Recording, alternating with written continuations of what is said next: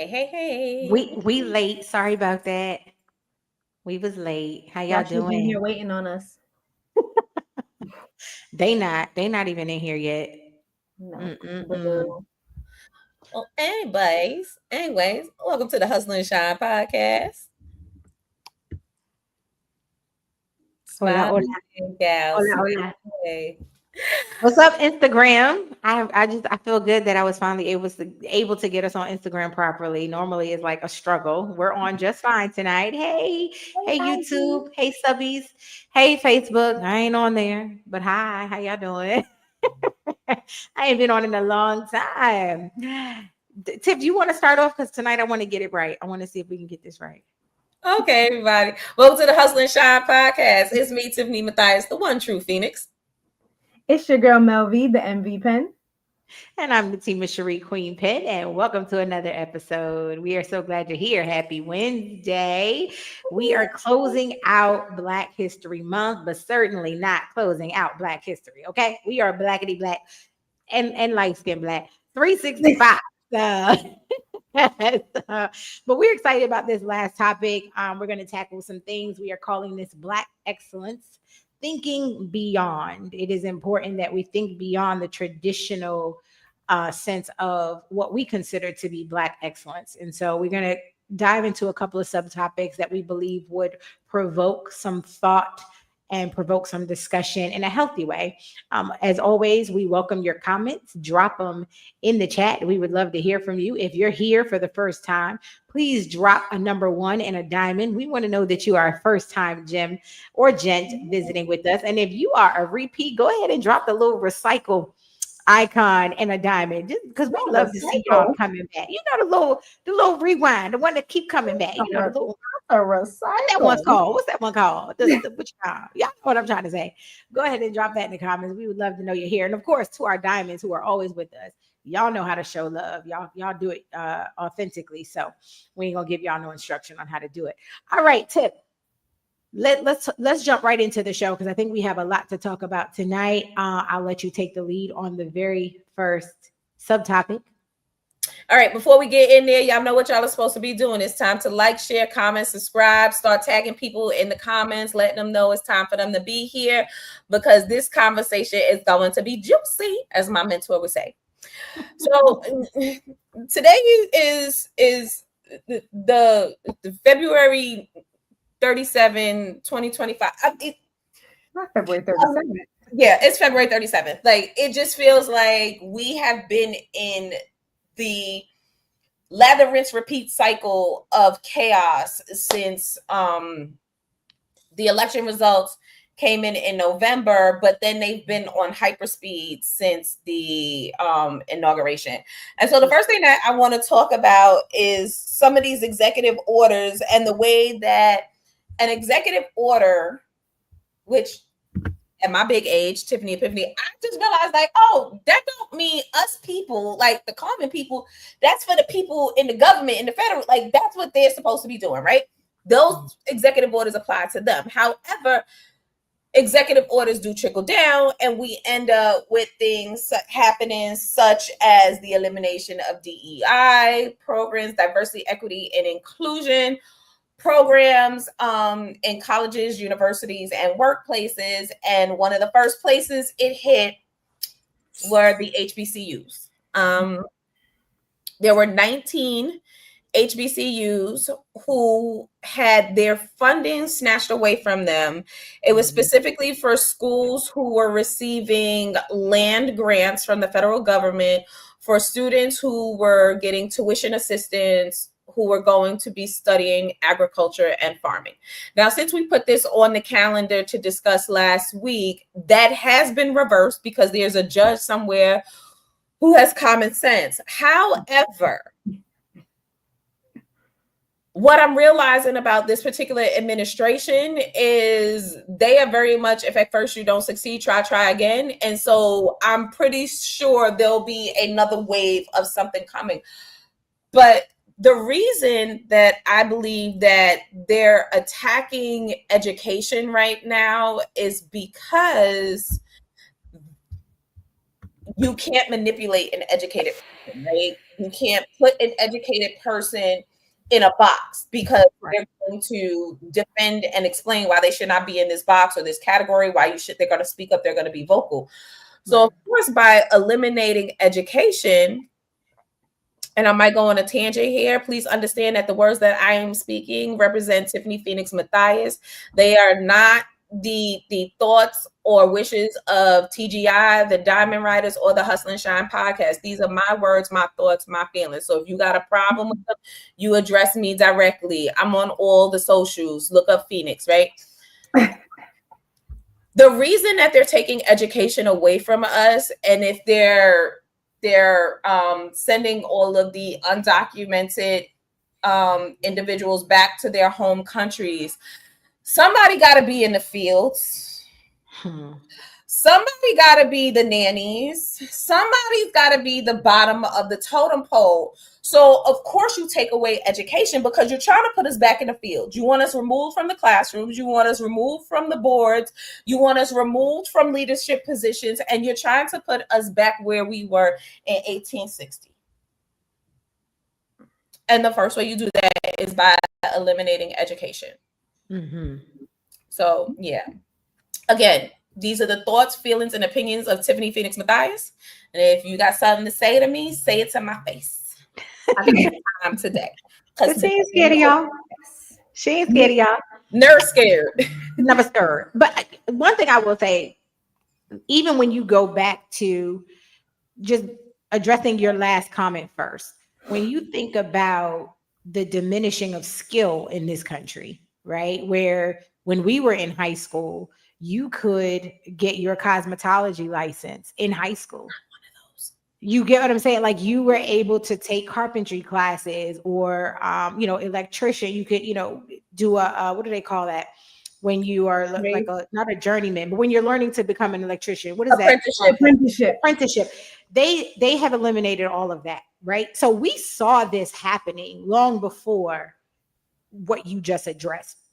But one thing I want to say concerning the HBCUs and them losing funding, I was talking to my dad. Shout out to my dad, one of the dopest Black men ever. But my father is always reading and studying. That's where I get it from. And so we were having a very healthy debate on why no one should be upset about HBCUs losing funding, because we have way too many millionaires that have either graduated from a HBCU or has benefited from the work of an HBCU. So there's no reason why we even need to beg the oppressor for money for our students anyway. And that is what I wanted to talk about as it relates to the HBCUs losing money. Why do we even need federal funding when you have so many alum or non-alum who can easily give back? And I know people are going to say it ain't their responsibility to take care of the people. They made those millions, blah, blah, blah. They didn't make those millions on their own. It's because of you, the fans. It's because of you, the people showing up to the games, buying the records, going to the concerts. So I don't see it as a burden for them to give back to these universities. I saw that Charles Barkley had given, I forgot how many $1 million recently to an HBCU, and he's not even playing anymore. He's retired. Yeah. So if he could do it, there's no reason none of these other millionaires spend less on your jewelry, less on your car, less on the club, less on the bottles. You could easily make sure these HBCUs has the funding they need to support our students. And that's all I'm gonna say about that. To me, that is Black excellence. Being able to say, take your money, you orange demon, we gonna be straight because we have support from our own. There is no reason we should ever feel panic or fear when these funds are pulled, because we should have more than enough coming from our alum. So that's all I wanted to say about that. And like Tiff said, y'all can take it how y'all want. I ain't scared of none of y'all.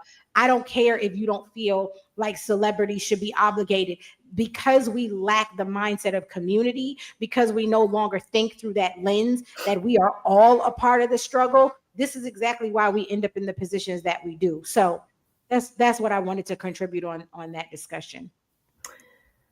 Well, as an HBCU alum, as an HBCU grad,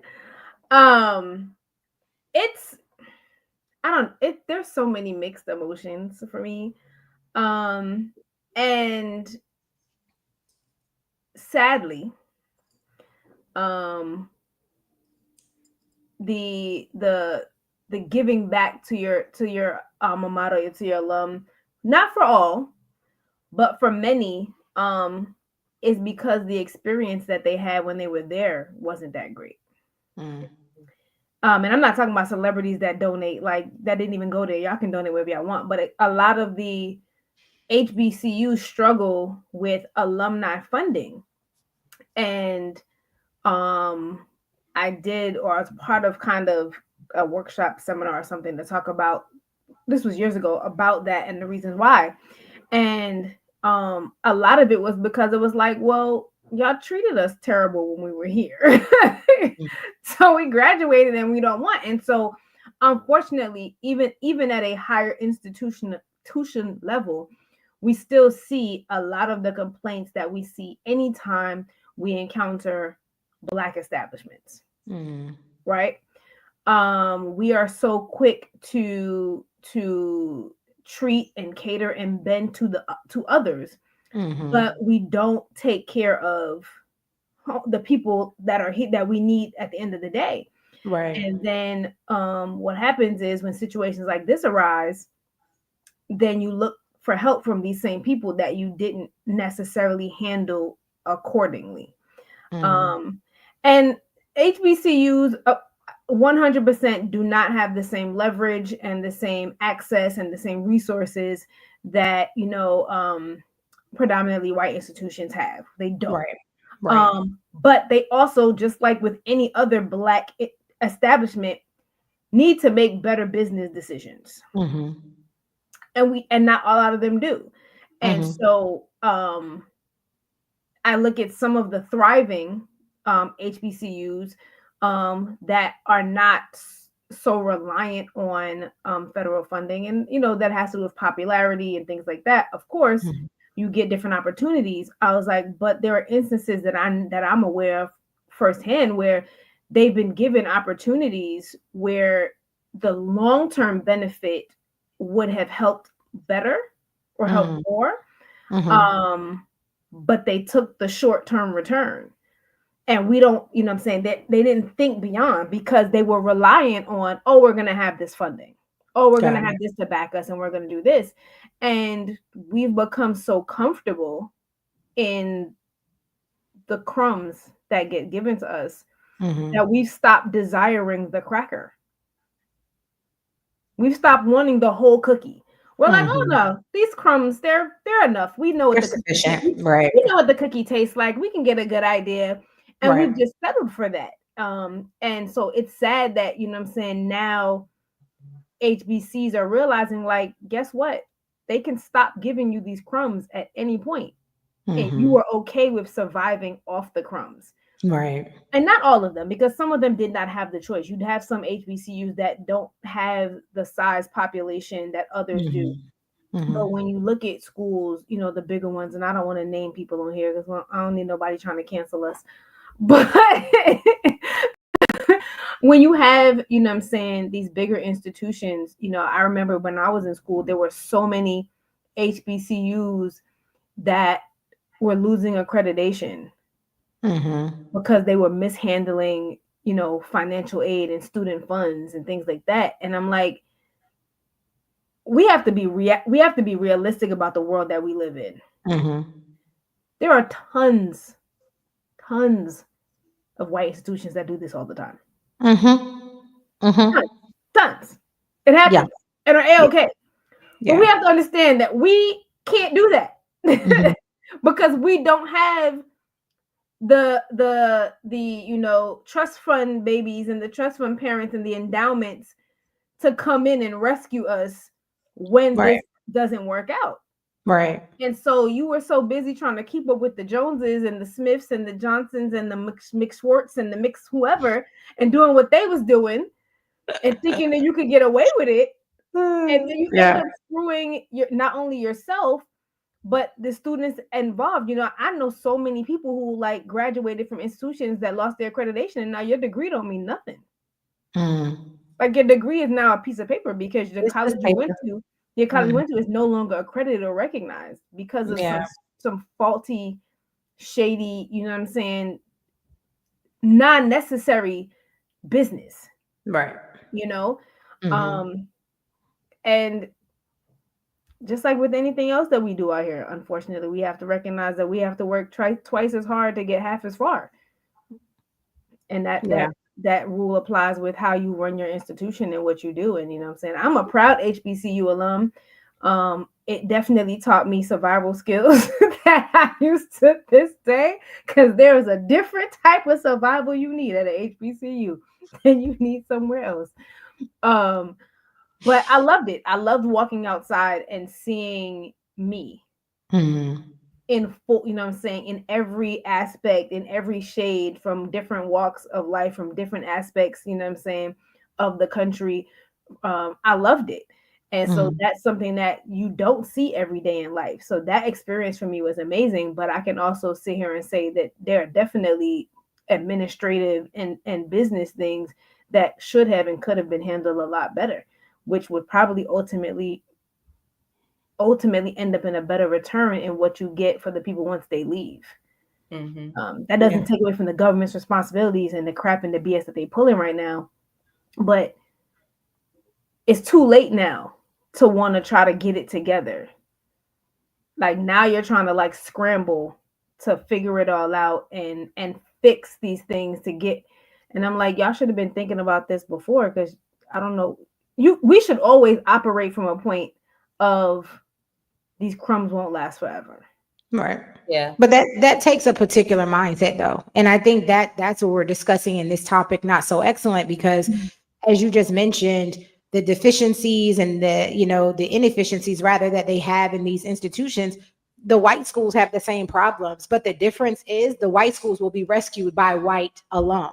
The white schools, they'll bring in resources to come in and help restructure their departments. They'll vote people out who are not making the right decisions. So that's where we need to be more excellent in our practices and saying, if you know there's an issue at this school, you know the people in leadership, those that are decision makers, are not doing what's best for the students, get them out. Why are they still there? There are professors and administrators sitting in these positions for decades, and we don't say anything, but we do sit and talk about it. We complain about it. We discuss it, but this doesn't keep us from going to Starbucks. Starbucks has done some trifling things and we're still there. You get what I'm trying to say? So it's like, yes, I understand that there are things that are not always done well in Black institutions, but it doesn't mean somebody isn't the answer. It's just that we'd rather go take the answer and go work for a white company. Like and this is off topic, but it's just to prove a point. I was talking to a friend of mine and she was like, your entire life, you've never been a fan of Oprah. Why? I love what Oprah has accomplished. I love what she's done. But my beef with Oprah is that her staff is always 89% white. I have a problem with that. So it's a bias. I don't care. I'm not ashamed of it. I have a problem with that. And I feel the same way. We get a little bit of education. We get our degrees, our credentials, and then we go want to work for white folk. Why not go back to those HBCUs that you graduated from and take that skill, take that expertise and help reshape and restructure their framework, help improve some of the things that maybe they just don't know to do. They don't know to change. And so that's where I feel like we can do better at Black excellence. Instead of saying, I'm going to go do it over here, or I'm going to rebuild it. Oh my God, we love to do that. Instead of supporting something that exists and improving what exists, we just going to go rebuild it. Oh, okay. Anyway, go ahead, Tiff. So, we like facts, stats, and figures over here. So what I'm about to share comes from the National Historically Black Colleges and Universities Alumni Association Foundation, Inc. That's a big thing, whatever. But here it goes. It's a fact check. HBCU alumni give more than the national average. Historically Black colleges and university alumni are often portrayed as not giving back to their alma maters, but recent data about HBCU gifting challenges this misconception. Contrary to popular belief, many HBCU graduates actively contribute to their institutions financially and do so above the national average. In 2019, the national alumni giving rate was just 8%, during the 2017, 2018, and 2018, 2019 academic year. So yes, this data is a little bit dated. However, it says, but HBCU grads as a collective were giving back at a rate of 10%, exceeding the national average. And this was reported by Forbes magazine. Some HBCUs like Tuskegee, Spelman, and Bennett have alumni who actually give at a rate of 25%, shattering the myth that HBCU alumni do not financially support their schools. So there are some schools that get the return on investment back more than others, and with the names of the schools. So yeah, it's like the top ones, the ones that we know. You got Howard, it's the smaller institutions that are on there. So recently, February 17th, as a matter of fact, I was having a conversation with a band director from Shaw University in South Carolina, and we were discussing the size of the campus. And he basically said his campus and all of their students probably fits on 2 square New York City blocks. Wow. Right? So there are smaller schools that would depend on the funding simply because they are not recognized on the grand scale as some of these other bigger institutions. The ones like, as they say, what is it? Howard is the Harvard of the HBCUs. No, I don't really necessarily like that, but it's the comparison of the size of the school, the cost to attend there, and the popularity of going to that school. So of course, the more popular ones get it. You know, it's the smaller ones that need it, especially ones where the students study. And what brought this about was students who studied a particular major, which was agriculture and farming, which was something that you had brought up last week, was something that was the farmers are the ones who are crying broke right now. So that's where all of this came from. And so we just wanted to share that information with you. But again, a judge rescinded that and said they can't do that. The schools got their funding back, but trust and believe somewhere, somebody in that administration is trying to figure out a loophole to jump through to be able to pull the funding back from those schools and others. And I mean, I think, and we can talk about this in future episodes so that we can move on to some of the rest of what we prepared tonight. But I think what I hope, rather, what organizations and, you know, local government will do is like, let's take our power back and bring it back state level, right? Like there's so much that is proving why it needs to be more state level, because if we continue to vote at the state level, get those elected officials, those that represent us on the Hill, get them in office and they are the decision makers, we can get the right people in office. But when you have everything filtering up through federal decisions, federal funding, this is why we're dealing with the problems we're dealing with. And so education, keep it state level, keep everything honestly state level, on my opinion. But that's another show topic for another day. Before we move on though, I wanted you, Tiff, to you sent me the article earlier this week, and I had seen it as well, but can we talk about Auntie real quick? Can we just Okay. So ooh, girl, hot. I come from a family in which my maternal matriarch is a diehard patriot, right? And we have military in our family, you know, stars and stripes, red, white, and blue, right? And one of the things, regardless of what's been going on, I've always been proud of the fact that, yes, everything can be a little bit effed up over here, but we have the voice and the power to be able to speak up against the leaders or whatever without punishment or retribution until now. And so Auntie Joy Reid, her show was canceled. She's not the only one. There are several other platforms and people who are on other broadcasts who are having their voices and their mics muted for speaking up against Dumpity Dump and his people. Yeah. And so one of the things that's being said by supporters of the Dumpity Dump is that it's because she didn't have the ratings. So my question is, I'm gonna say I never watched MSNBC. I can't do all of those, but I do follow Joy on her social media platforms along with several other people, right? Mm-hmm. Is there a way to determine the ratings or the impact that this person has without just the streaming views or whatever it is from, what is this organization, the Nielsen's, right?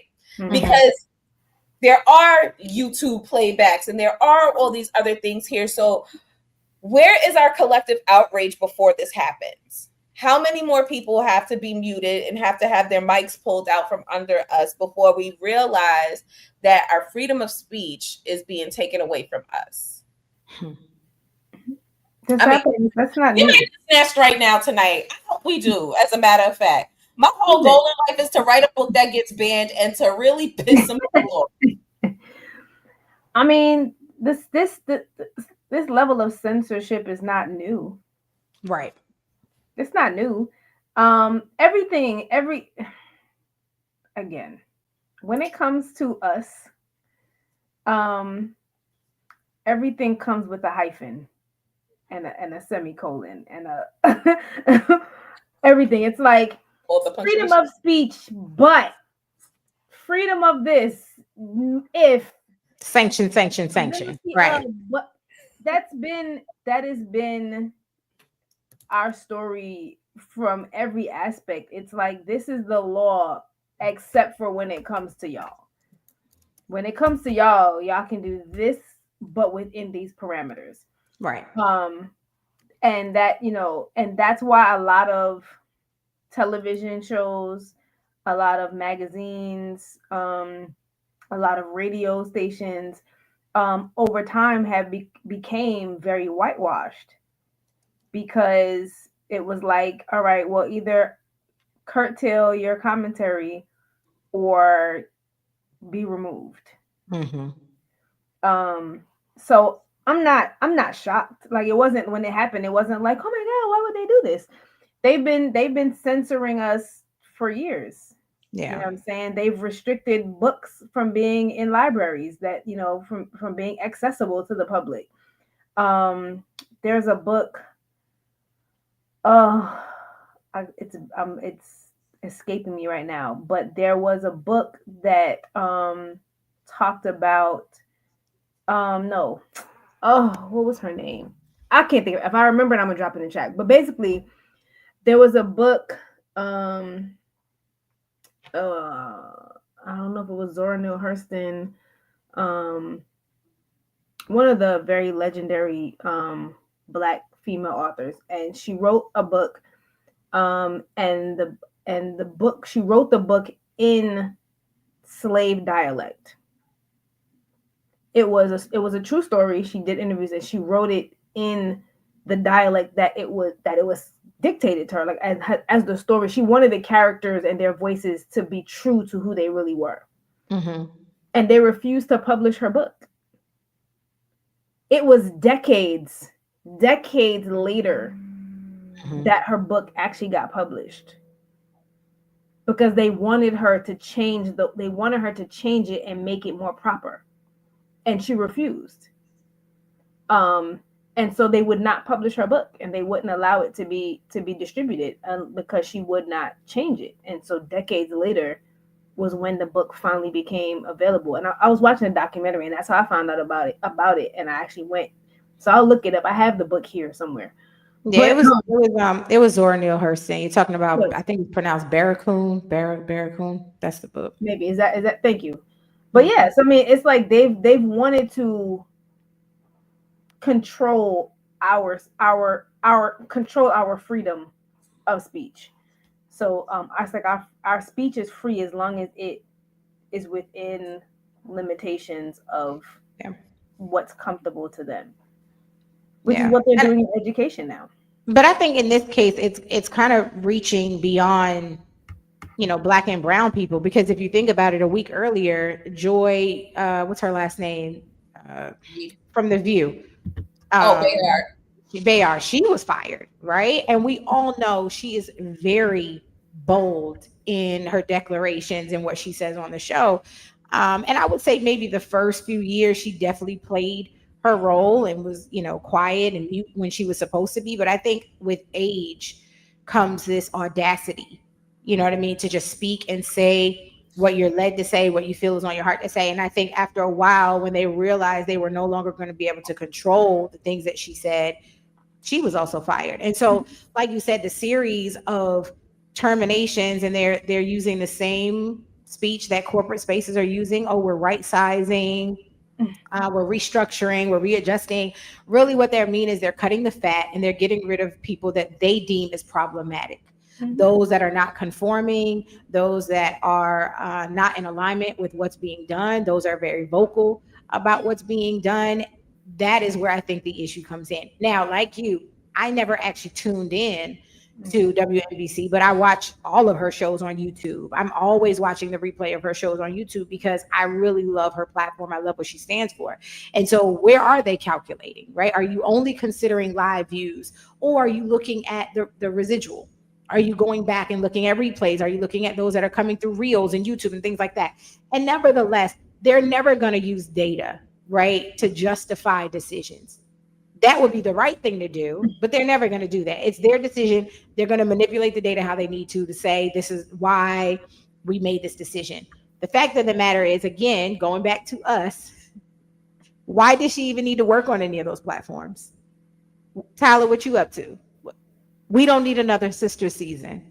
We don't need no more shows. What's his new show? Savage Beauty. We don't need no more shows like that.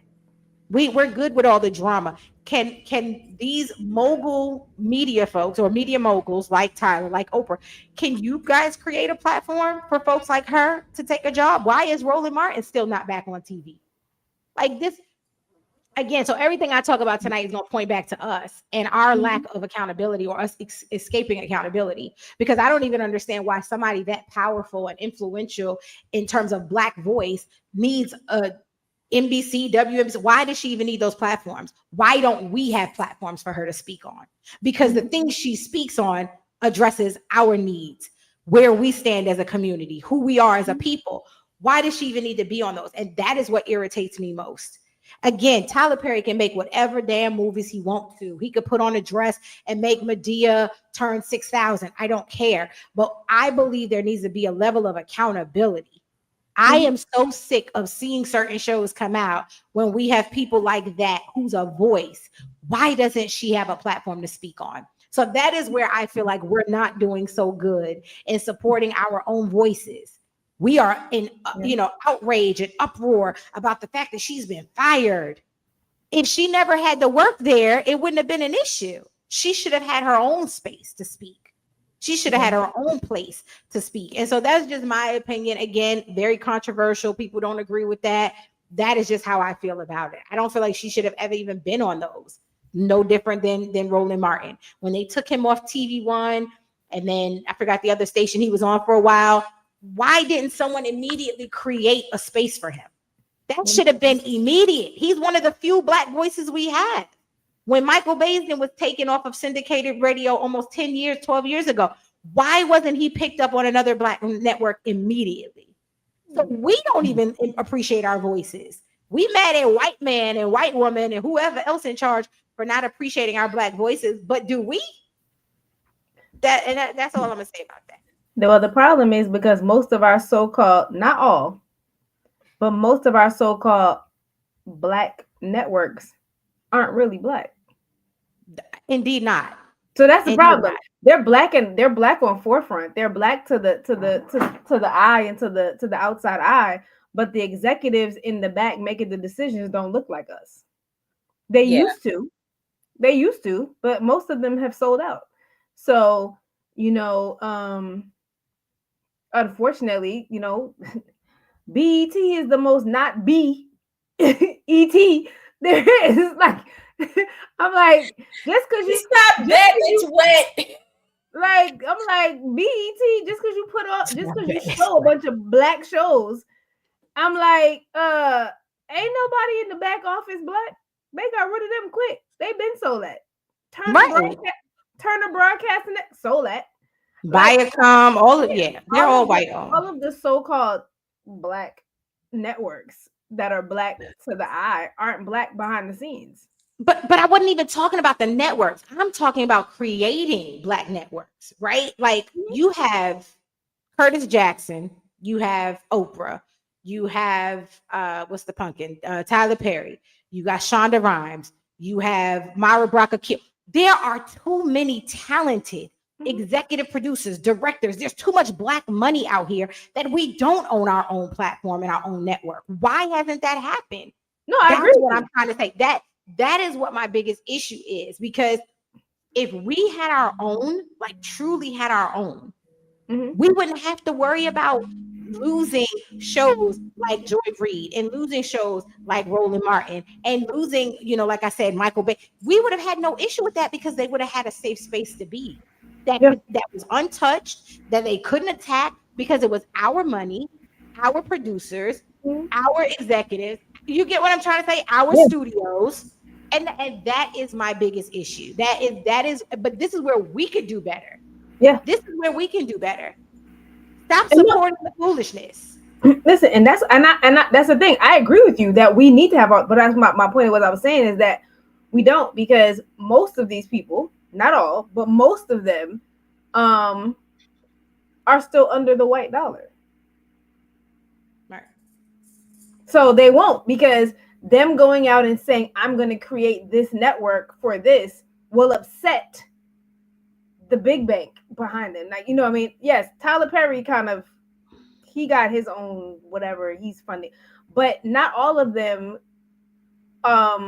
unfortunately, are willing to fully detach from the white dollar, unfortunately. Which is why, I mean, like you just said, I mean, Oprah got her own money or whatever, but I'm like, how the own network? Yeah, it's owned because it's owned by Oprah, but it ain't. I'm like, it's not really owned for us, because like you said, most of her executives don't look like us, right?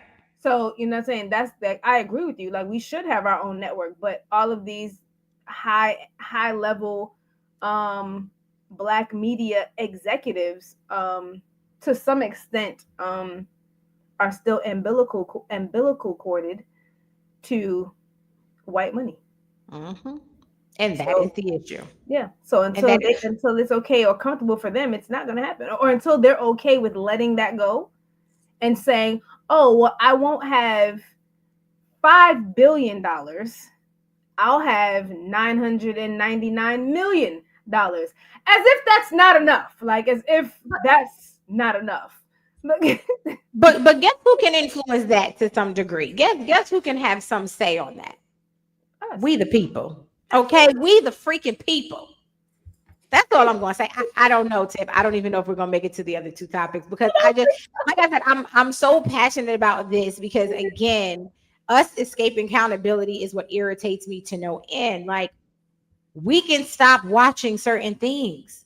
I saw you shared earlier, Reverend Al Sharpton calls for the Blackout Friday and all that. And that's fantastic, right? I love that we do that. I love these social media movements. What the hell is going to happen on Saturday? Right. No, I'm dead serious. Because like this is for next week episode. This is part of the why are we like this episode. Don't go. No, right. I'm just saying, like, I love how excited we get to like not shop on Friday. But what the hell are you gonna do on Saturday? You gonna go right back to where you didn't go Friday. So this reminds me very much of how in November we have like Black Friday, Black Saturday, and then it's like Giving Sunday or whatever it is, or Small Business Monday, right? One of the first things that a lot of people would say is like, I don't know where to go to, or I tried using this whatever business and they have poor customer service. So I'm gonna address two parts there, right? Excuse me. Do they have poor customer service? Some of them, absolutely. Yeah. But that doesn't stop you, and trust and believe, as somebody who dealt with customer service management for 25 years, y'all have poor customer service in I ain't naming no names, but y'all know where y'all shop. and then you right back in there. Because I was the person who, when you had a problem and were experiencing poor customer service and you asked to speak to a manager, I was the person who showed up.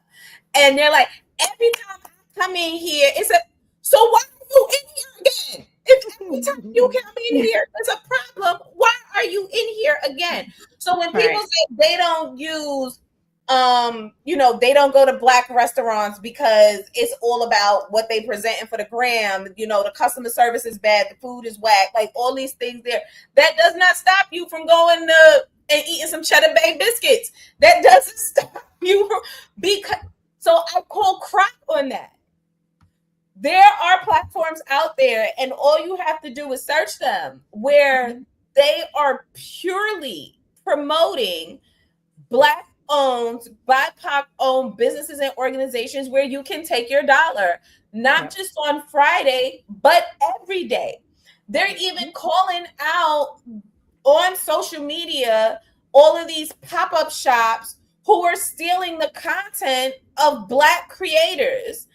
Like, straight up took the reel off of Natima's page, put it on some other page that is not Natima support in their thing, and then the item that Natima is selling, you're buying because you like what Natima presented, but then you get in this is what I ordered, this is what I got.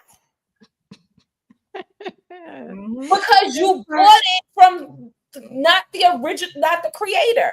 So there are answers out there. And the first thing to do, if you really want to hit them where it hurts, is to take the dollar back locally. We addressed this last week. Diamond, who is in here with us tonight, I think went and found it. The dollar leaves the Black community in like 37 seconds. Like, that's insane. Hours, crazy. Yeah, exactly. So, and that's it. Yeah. And we always don't. We look at the fact, like I always be like, tell people too. I'm like, yes, sometimes people complain that if you go to this, Black-owned establishment, well, stuff costs more. Well, they're not corporately backed. So they don't get to mass produce things on the same level as other things. So yes, of course it's going to cost you more. But guess what? The dollars that you're spending more, does that cost you more than your freedom? Does that cost you more than your ability to speak freely? Is that cost you more? Does that cost you more than the ability to leave your home and not be shot by the police before you get back home? Like, is all of that worth it? Because the people that you're saving $2 or $3 by shopping over here, but these people over here could care less about your life. And so what is it really worth to you in spending that extra couple of dollars? Granted, yes, customer service might not be the best, but guess what? You probably didn't walk in there with the best customer-friendly attitude to begin with. I'm like, so do you rather you shouldn't have to deal with negative attitudes and things like that. But your response to a negative attitude shouldn't be a negative attitude, because if you change your attitude and your approach, you might be able to shift how they approach. Right. But would you rather deal with a negative attitude over here? But you, like Tiffany was saying, you don't mind going over to this store and they be following you around the store, checking to make sure you're not shoplifting. That part. You okay? And that's still happening. Like, you're okay with? Oh, it's very much still happening. Right. It's still. I'm like, you're okay with that? Like, so they didn't say anything to you, so you didn't feel like they had an attitude. But you following me around the store, whether you're physically following around the store, and please understand, that just because they're not physically following you in the store, they are following you in the store on the cameras. They're in the back watching you and follow. It happens. There's a whole documentary about it. They are watching you, period. So it's what's worth more, where you're spending $1 here, but in the long term, how much further is that dollar that extra dollar you're spending? How much further is it going? But that's the thing. I think it's about consciousness and understanding. That's exactly why scripture tells us, and all you're getting, get understanding. Most of us do not understand how it works systemically. We do not understand how it works when the dollar leaves our hand. Like you said, a lot of our Black-owned businesses, they don't have their own distribution centers. They don't have their own farms. So there's no, farm to table program for them. So a lot of them are doing the best that they can. And guess what? They have to pay a lot. And so some of that cost does have to be absorbed by the customer. However, if we can get them to the point where some of these other major companies like Cisco and all these other big food distributors, when they have their own, when we have our own, we can likely lower prices because it's ours. But if you have somebody that you have to buy from and they're charging you 3 times more, that cost is going to show up somewhere. And this is why it's important for us to understand how our commitment to Black community, to the Black dollar, to supporting BIPOC businesses, when we start to see that shift happen, is because of consistency. No shade, but one day is not enough. I love that we're so excited about this, and it's spreading like wildfire, that on Friday, everybody just stops and we shop Black. That's amazing. But guess what? Saturday, Sunday, next Monday, when we look at our ancestors and the way they used to boycott and protest, it was months of inconvenience. It was months, sometimes years of sacrifice. We think one day is going to really move the needle. But that's because we live in a popcorn society where we want instant gratification and we want instant results, right? So, of course, we want our revolution instant, right? Because revolution is inconvenient. Yep. The bus boycott lasted for a year and a year and a half, almost 2 years, if I'm not mistaken. And there was a documentary, I think it's called Mothers of the Movement or something like that, and it was talking about, women behind the scenes who were cooking the meals for the civil rights meetings, or how people had to get together and carpool to get back. But yes, we know some people were walking, but then there were those who were specifically carpooling, and all of those things there. So yes, revolution is inconvenient.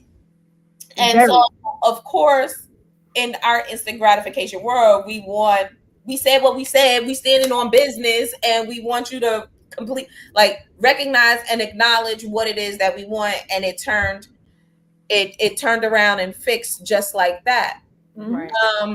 And that in part, I think it's like a 50-50 split on that, because we also only sometimes see our civil rights leaders and our social justice leaders when this is happening. There are some who are pretty consistent, but I can't tell you the last time before this, when was the last time something Al Sharpton said or organized had popped up for me. Black Lives Matter. But if I can offer this is, again, if we can stop escaping accountability. If we were involved on a local level, right, you would see how many people are actually out here cultivating spaces for Black excellence. They don't make it to major platforms. They don't have big brands and big names behind them, but there are people doing their civic duties. There are people, out here lobbying and making things happen for pockets of communities because they don't have an expanded reach, because they don't have funding or support. And that is where, again, I want to implore us, get involved, because you'd be shocked. There's a lady I volunteer for. She has a program against sex trafficking in Georgia, which is a major artery for sex traffickers because of, access to the major freeways and other things. But every single weekend, she is at every club, gas station late at night, her team, and they're out there with their, we're armed. Yes, we are. We're out there with our tools and our hardware, and we walk women and men to their cars. We make sure that they get to where they're going safely. She's making major impact in the community, but she has no social media presence. She doesn't have any big glorified brands that support her. She has no executive sponsors that send money. We're out there volunteering in the cold, in the heat, doesn't matter. And she's making a difference. She is making sure that our young girls and young men are not being snatched by sex traffickers and being moved to states. And unfortunately, it's something she experienced. Her son was snatched at, I think, 11, and she got him back just before he turned 30. Unfortunately, he's in a mental institution. He has not been right since because of the trauma and the things that he's experienced. And so this is how she's giving back. But you don't know her name. Mm-hmm. You don't know her name. I know. You know what I'm saying? And by the way, her name is Cynthia Max. I just shout out to Cynthia, but her name is Cynthia Max. And she, you know what I'm saying? Like I said, she lives here in Georgia and she has this program, but nobody on social media knows her. And so you would think, ain't nobody doing nothing to help sex trafficking. We waiting on a celebrity to do it. You have women out here using their own money and resources, their own community and networks of people to come and make sure others are safe. So I just wanted to make that point. I know we're coming up on time. Yeah, I was just going to point out that there are so many grassroots, and I don't even want to call them politicians. I want to call them community leaders that are not seen. They're behind the scenes and they're doing the work. And I'm getting more acquainted with some of the ones who their work directly impacts me and my children and my little neck of New York City. So I want to encourage people right now, wherever you are, wherever you're listening to this at, if you know somebody who needs to be recognized for their boots on the ground work that they're doing to change, put this out. Like, it's time to call them out and have their names be said. And, you know, since Natima said her lady name, I'm just going to drop the name Marlon Rice, Henry Butler, and Kanasia Traham Cooper. Go look them up. All three of those people are on social media. I freaking love that. So look, we're coming up on time. We obviously have some gems to drop, but what I think would be helpful, ladies, if y'all can bear with us, gems and gents, give us an extra 5 minutes of your time. Stay with us till 9:05. I do want to take a moment for us to share some of the things that we can do to move Black excellence beyond February, right? I love that y'all had on your t-shirts this month. Y'all had your earrings on. Y'all were posting all the things. Well, maybe, I don't know. I'm not on media, but y'all get what I'm saying. I know that y'all were celebrating, but how can we take this movement beyond February? Some of you may already be doing it. You may already have best practices that you deploy in your home, in your network, in your family, in your communities, and we love that for you. But for those of us who literally get to February 28th and be like, okay, I'm done, t-shirt goes back in my tote until next year, here are some things that you can do. First of all, if you are in a corporate space or really any workforce, make sure that you represent diversity, right? I know that's a lot of pressure on us. We don't always want to be the person of diversity, but make sure that, you know, you are doing your best to support diversity representation, like intentionally incorporating Black perspective and experiences in a lot of the things that you touch at work. I think it's really important, especially now in the war against diversity, equity, and inclusion. This person in the White House is determined to destroy all that has been built. So let's make sure that we're doing our part to fight against these influences. Amplify Black voices, as Tiffany just did. We both shouted out someone who's making a difference on a local level. They are doing community work. They are championing community safety. Talk more about those types of people. Give them platforms. Invite them to your podcast. Y'all have enough celebrity gossip on your podcast. Switch up your topics sometimes. Bring people that are making change. Come and interview an educator that is changing lives. We're going to have my daughter's teacher on next month because she's literally changed my daughter's perspective on education. So do things like that. Two more I'm going to give you before I move on to my co-host. We already talked about supporting Black businesses. I'm not going to touch that, but educate yourself. Read something other than a post. Read something other than a celebrity update or marriage fail or whatever. Start to educate yourself to understand how things work around you and how you can get involved. How can you make a difference? Continual learning about culture and relevance and civics and all those things, not just Black history, are important. And then the last thing I want to say was mentor somebody. If you do got it together, you are walking in your consciousness, you are woke. Do we still say that? If you are one of those people you're aware, you're self-aware, you're making change, you're contributing to the change in the Black community, pull somebody else in, pull somebody forward. Okay. These young people, no, different show. Just make sure that you mentor someone. Find someone who needs what you have and give it freely. All right. Anybody else want to contribute to that list or going further than February before we drop a gem? I just want to include, because y'all shouted out some people, And so I want to bring it in-house, and I want to shout out some people that are right here in our own Diamond Rider TGI circle. So we have 2 women in our circle that both run nonprofit organizations that give back to their community. So we have our sister Lena E.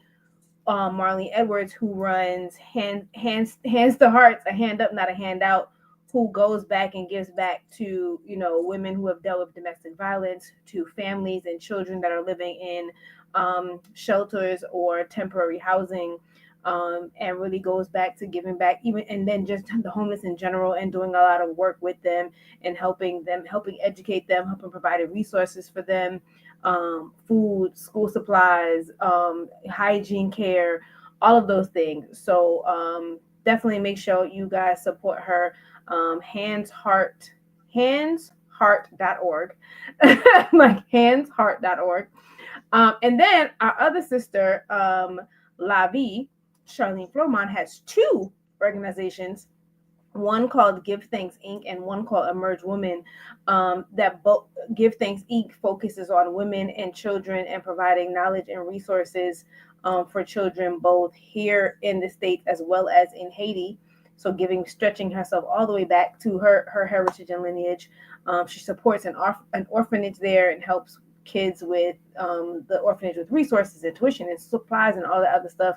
And then she has an Emerge Women that focuses on women mental health and helping create space for women to heal both mentally and physically, emotional intelligence education. She does workshops and seminars and all kind of great stuff to help women. I was like, small plug. So, and she's having an event. So on top of that, next month she's having a gala where she will be honoring 5 amazing women who have been making great strides in their community.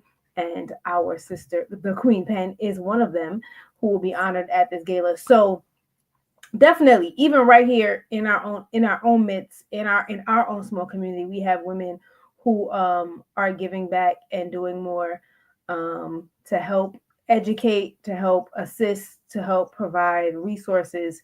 So wanted to drop that out there. So go check them out. Sorry.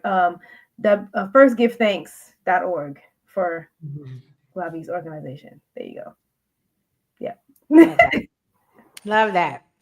Awesome. Well, Tiff, some taking it beyond February. Taking it beyond February. I'm just gonna say it starts with you, right?